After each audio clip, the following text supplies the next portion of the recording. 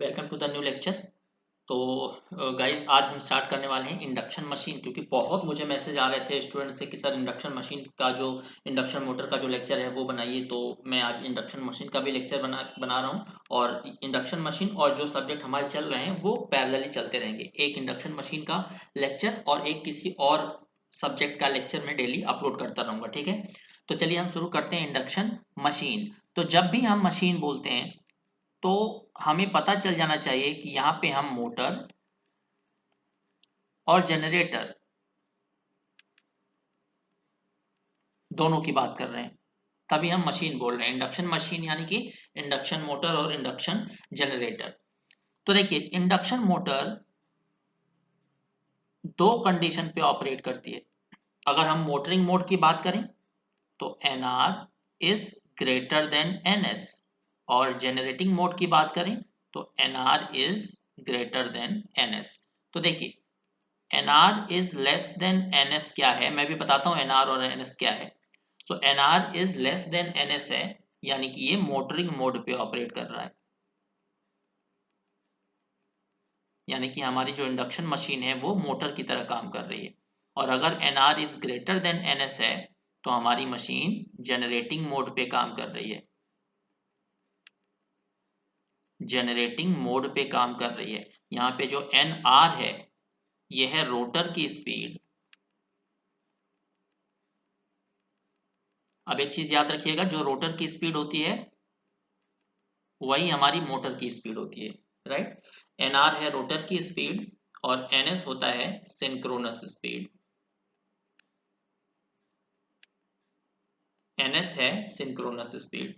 अब ध्यान दीजिएगा, अगर कहीं पे भी क्वेश्चन में आपको लिखा आता है कि मशीन की स्पीड ये है, मशीन की स्पीड 1000 आरपीएम है, मशीन की स्पीड 970 आरपीएम है, तो वहां पे जो मशीन की स्पीड है या मोटर की जो स्पीड है वही हमारी एनआर की स्पीड होती है। तो इसे मोटर स्पीड भी बोला जाता है,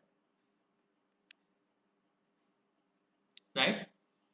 तो यहाँ तक आई होप आपको क्लियर होगा। तो मैंने आपको बताया कि ये एन आर, यानी कि जब रोटर की स्पीड सिंक्रोनस स्पीड से कम होती है तो ये मोटरिंग मोड पे ऑपरेट करती है मशीन। अब जो जब रोटर की स्पीड सिंक्रोनस स्पीड से ज़्यादा होती है तो ये मशीन जनरेटिंग मोड पे काम करती है। क्या होगा अगर हमारी machine N R is equal to N S पे ऑपरेट करे? अगर रोटर की स्पीड सिंक्रोनस स्पीड के बराबर हो जाए तो क्या होगा? कम जब थी तो ये मोटर की तरह ऑपरेट कर रहा था, ज्यादा थी तो ये जनरेटर की तरह ऑपरेट कर रहा था। अगर N R is equal to N S हो जाए तो क्या होगा? Motor will not operate. Motor will not operate. Motor operate ही नहीं करेगी, इसीलिए इसे असिंक्रोनस मोटर भी बोला जाता है। That's why this machine is also called asynchronous machine।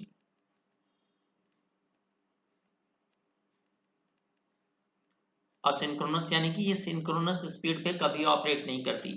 अगर इस मशीन को आपको ऑपरेट कराना है तो आपको एनआर की स्पीड या तो सिंक्रोनस स्पीड से कम रखनी पड़ेगी या ज़्यादा रखनी पड़ेगी। अगर आपने सिंक्रोनस स्पीड के बराबर रख दिया है तो ये मशीन कभी भी ऑपरेट नहीं करेगी। That's why this machine is also called asynchronous machine. Asynchronous machine, right. अब कुछ इंपॉर्टेंट पॉइंट्स हम लिख लेते हैं इंडक्शन मशीन के बारे में। तो देखिए इसके 6 सबसे ज्यादा इंपॉर्टेंट पॉइंट्स मैंने आपको लिख के बता दिए हैं। पहला है it is a singly excited machine. जो इंडक्शन मोटर है ये सिंगली एक्साइटेड है। सिंगली एक्साइटेड का मतलब क्या होता है कि इस मोटर में हम सिर्फ एक जगह से सप्लाई देते हैं। तो इसमें हम एक जगह से सप्लाई देंगे, स्टेटर से, राइट। मोस्टली स्टेटर से देते हैं। और अगर हम रोटर पे सप्लाई दे रहे हैं तो उसे इन्वर्टेड इंडक्शन मोटर बोला जाता है, वो मैं बताऊंगा आगे। बट अभी के लिए इतना जान लीजिए कि इस मशीन में सिर्फ एक सप्लाई देते हैं। जैसे सिंक्रोनस मशीन में मैंने आपको बताया था कि उसमें दो सप्लाई देते हैं, इसलिए उसे डबली एक्साइटेड मशीन बोला जाता है। सिंगल डीसी जो सप्लाई थी वो फील्ड में दे रहे थे और थ्री फेज सप्लाई किस में दे रहे थे? आर्मेचर में। बट यहाँ पे हम एक ही सप्लाई देंगे। That's why this is called singly excited machine, just like transformer. Transformer में भी हम प्राइमरी में सप्लाई दे रहे थे, सिर्फ सेकेंडरी में हमने लोड लगाया हुआ था। तो उसी तरह से इसमें भी एक ही सप्लाई देंगे। It is a generalised transformer. तो सिंक्रोनस सॉरी इंडक्शन मशीन का जो भी वर्किंग प्रिंसिपल है या उसके काम करने का तरीका है वो काफी हद तक मैच करता है किससे, ट्रांसफार्मर से।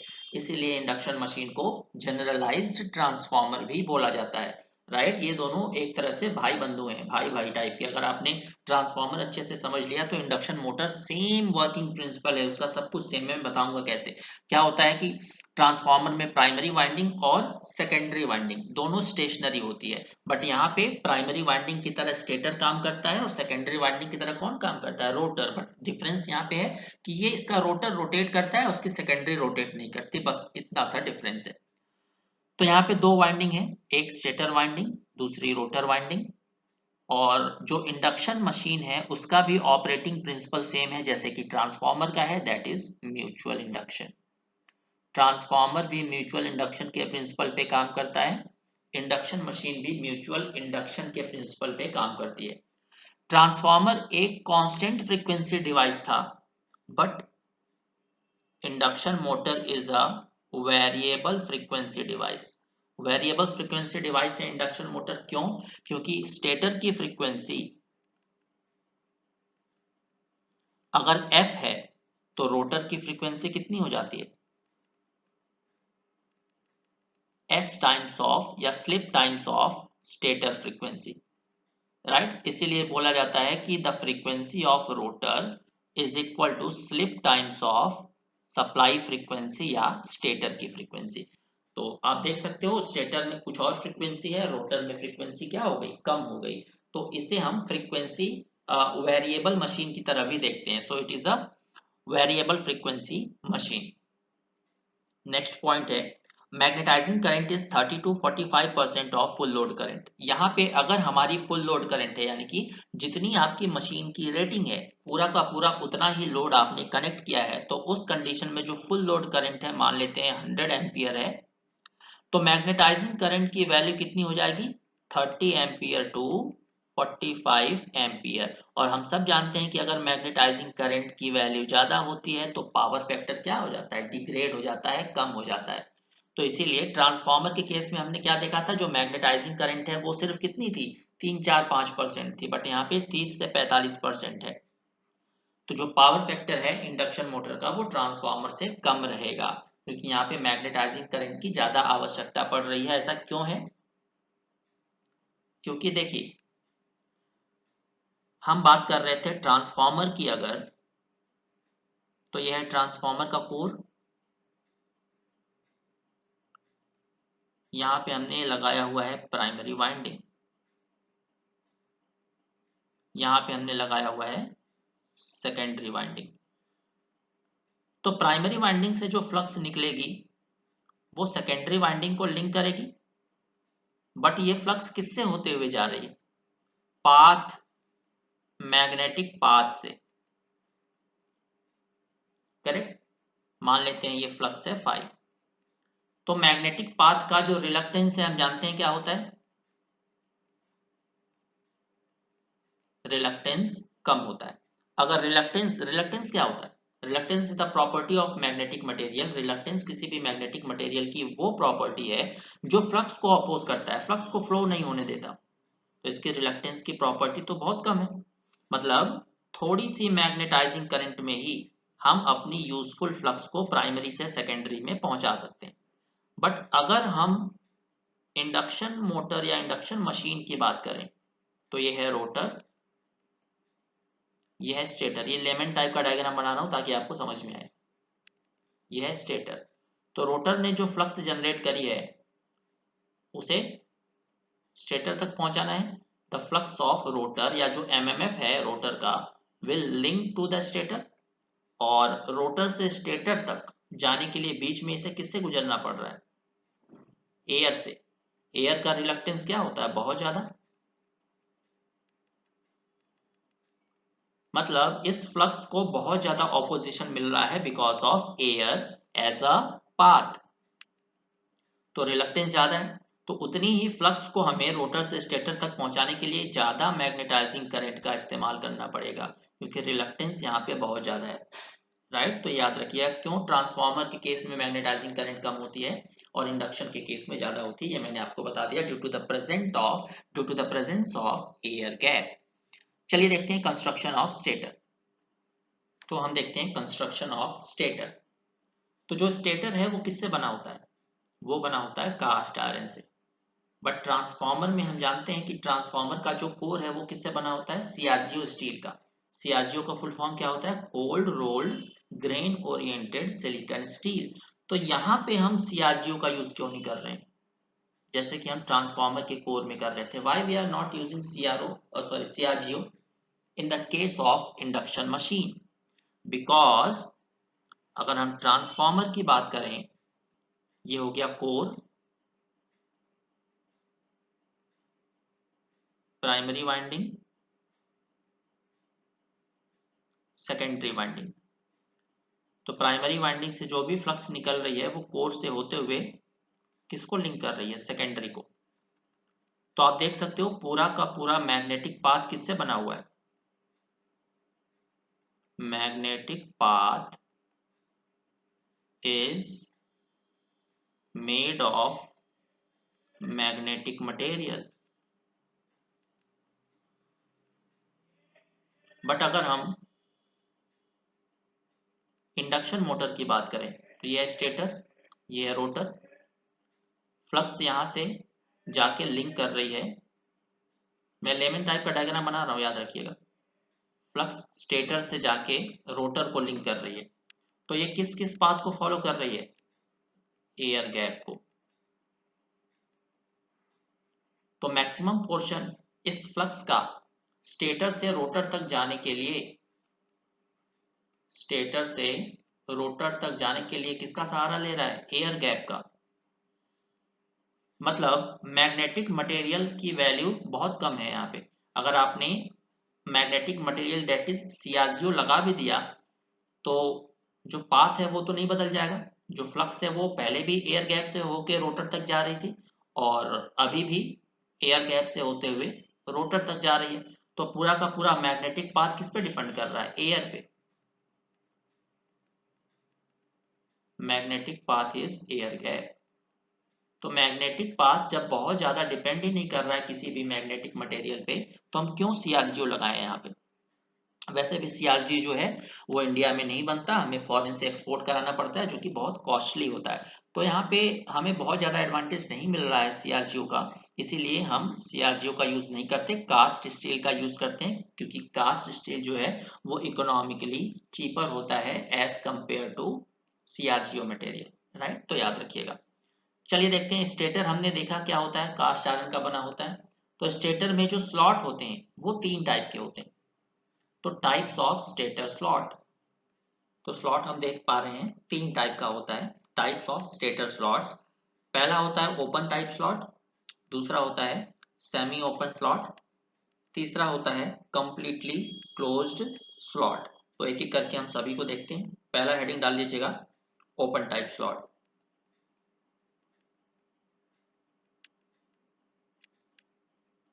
ओपन टाइप स्लॉट, तो ओपन टाइप स्लॉट का जो डायग्राम है वो कैसे बनता है?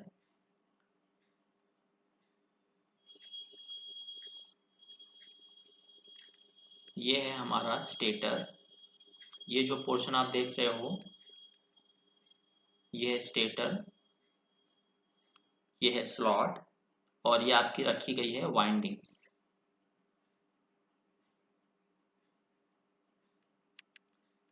ये है हमारी windings.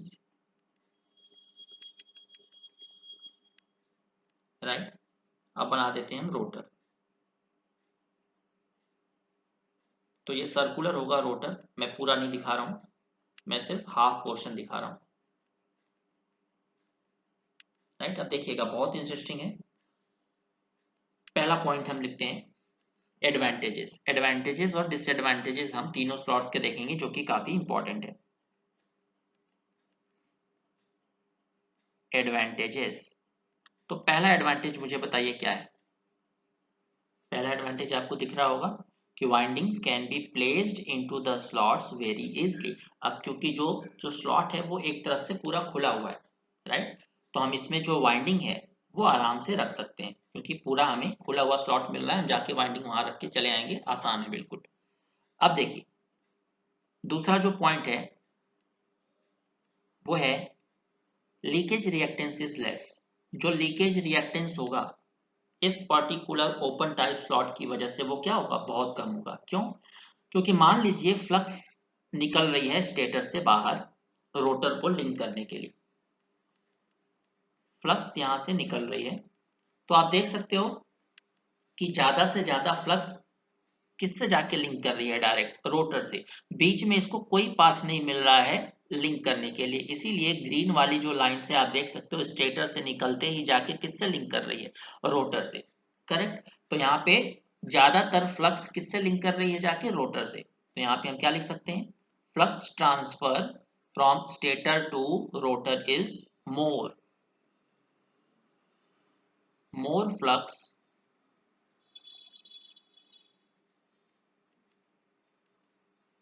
can be transferred from stator to rotor, right? Let me erase this, इसको erase कर देता हूं मैं। तो अब ज्यादा से ज्यादा फ्लक्स जो है वो स्टेटर से निकल के रोटर को लिंक कर रही है, तो जो फ्लक्स ट्रांसफर है वो ज्यादा है, और अगर फ्लक्स ट्रांसफर ज्यादा है तो क्या होगा, torque production is high, torque production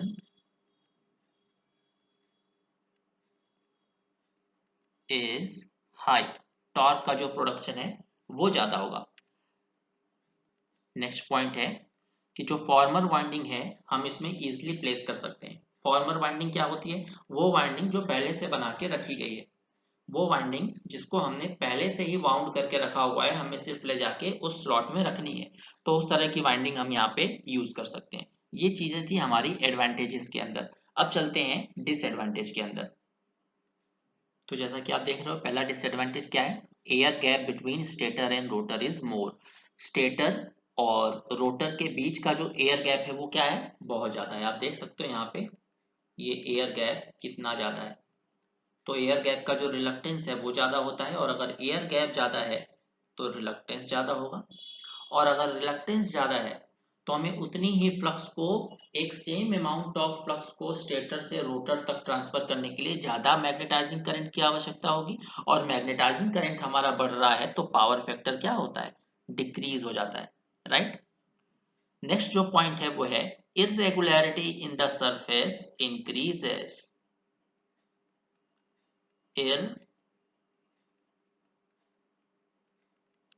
irregularity in air gap increases. Irregularity मतलब यहाँ पे आप देख सकते हो जो एयर गैप है वो कम है, यहाँ पे एयर गैप बहुत ज्यादा है, फिर यहाँ पे एयर गैप बहुत कम है। तो इससे क्या होगा, एक स्लॉट नहीं, हमारे पास बहुत सारे स्लॉट्स होंगे, तो इस तरह जो इरेगुलरिटी है एयर गैप में वो बहुत ज्यादा होगी। अब एयर गैप की इरेगुलरिटी ज्यादा है तो फ्लक्स डिस्ट्रीब्यूशन कैसा होगा, non uniform, flux distribution is non uniform. और नॉन यूनिफॉर्म फ्लक्स डिस्ट्रीब्यूशन किसको जन्म देता है, हार्मोनिक को। नॉन यूनिफॉर्म फ्लक्स डिस्ट्रीब्यूशन की वजह से हार्मोनिक पिक्चर में आ जाएंगे, जो कि मशीन को क्या बनाएंगे, वाइब्रेटिंग एंड नॉइजी, जिसकी वजह से मशीन चलने में क्या करेगी, वाइब्रेट बहुत ज्यादा करेगी, और उस मशीन से आवाज बहुत आएगी। तो ये थे डिसएडवांटेज ओपन टाइप स्लॉट के। तो चलिए हम देखते हैं सेमी ओपन टाइप स्लॉट कैसे होते हैं। तो सेमी ओपन टाइप स्लॉट देखिए, यहाँ पे मैंने आपको कंपेयर करके बताया है, ये सेमी ओपन टाइप स्लॉट है, ये है open type slot.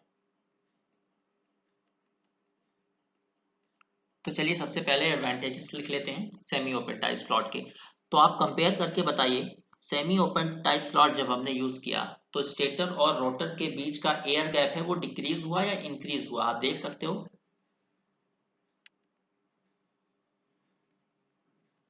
Open type slot के अंदर जो एयर गैप था स्टेटर और रोटर के बीच में वो बहुत ज्यादा था, और अभी चेक करिए ये काफी कम है, राइट।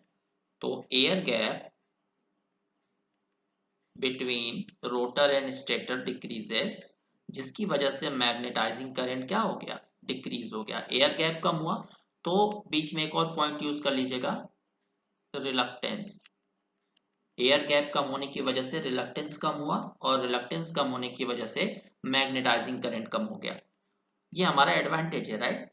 और मैग्नेटाइजिंग करंट कम हुआ इसका मतलब क्या है, पावर फैक्टर इंप्रूव हो गया, cos पाई इंक्रीजेस। ठीक है, अब देखिए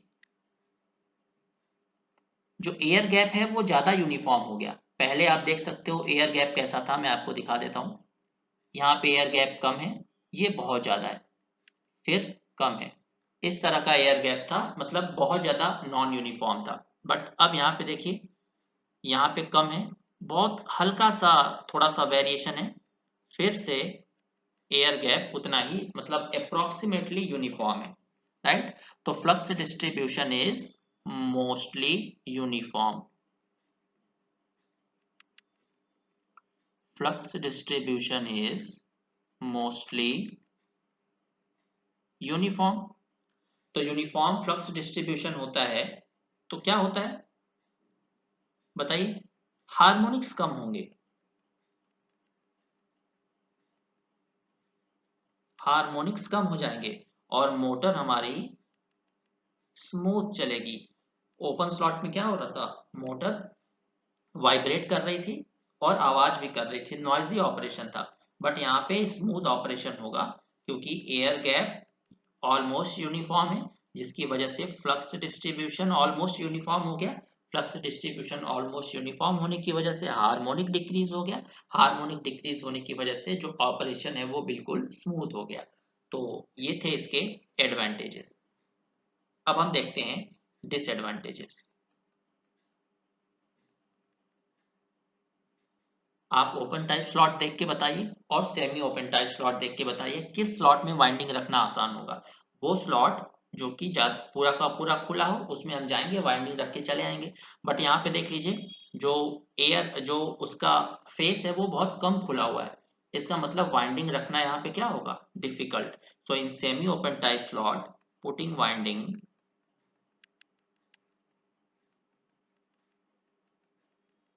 इन slot is difficult task।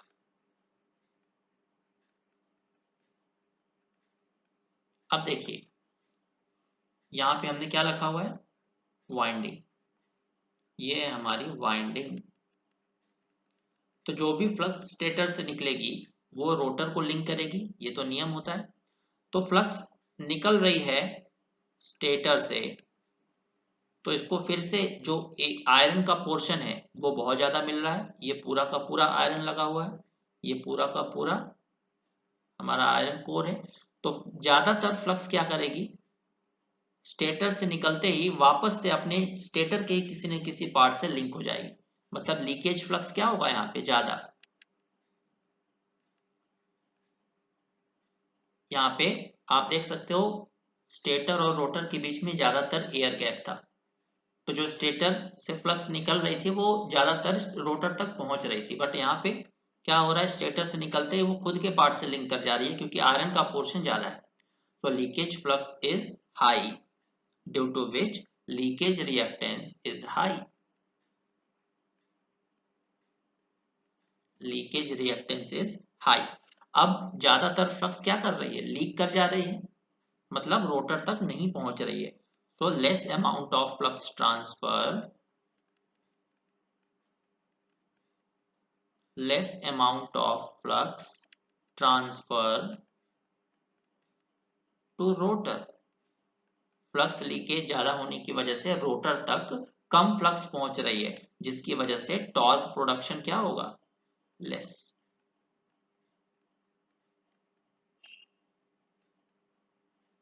Less, right. ये था सेमी ओपन टाइप स्लॉट का एडवांटेज और डिसएडवांटेज। चलिए चलते हैं क्लोज्ड, कंप्लीटली क्लोज्ड स्लॉट्स के एडवांटेज और डिसएडवांटेज पे। कंप्लीटली क्लोज्ड स्लॉट क्या होगा, पूरा का पूरा बंद होगा। ये है हमारा स्लॉट, यानी कि स्टेटर का स्लॉट, और ये है हमारा रोटर। तो लिखिए एडवांटेजेस।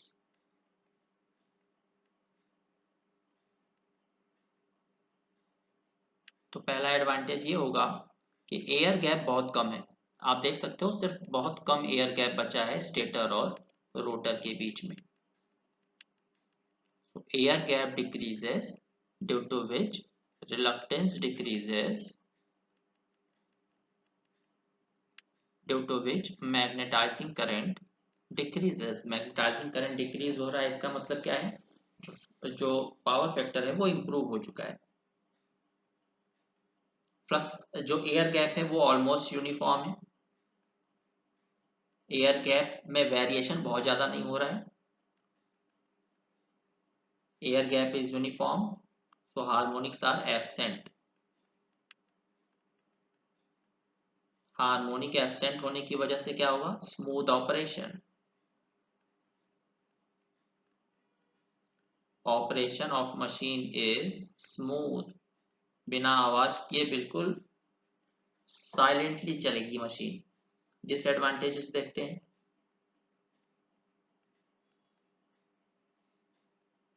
अब ये जो स्लॉट है चारों तरफ से बंद है, तो placing winding is difficult. Winding को इसमें रखना, जैसे ये वाइंडिंग रखी गई है, तो वाइंडिंग को इसमें रखना बहुत ही डिफिकल्ट टास्क होगा। Placing winding in slot is very difficult. अब देखिए यहाँ पे जो फ्लक्स स्टेटर से निकल रही है रोटर तक पहुंची भी नहीं और उसको फिर से आयरन के बहुत सारे पार्ट देखने को मिल गए, तो फ्लक्स वहीं के वहीं लिंक कर जाएगी, तो leakage flux is very high. Leakage flux is very high due to which power transfer is less या फ्लक्स ट्रांसफर इज लेस। और अगर पावर ट्रांसफर या फ्लक्स ट्रांसफर ही कम है तो टॉर्क का प्रोडक्शन कैसा होगा,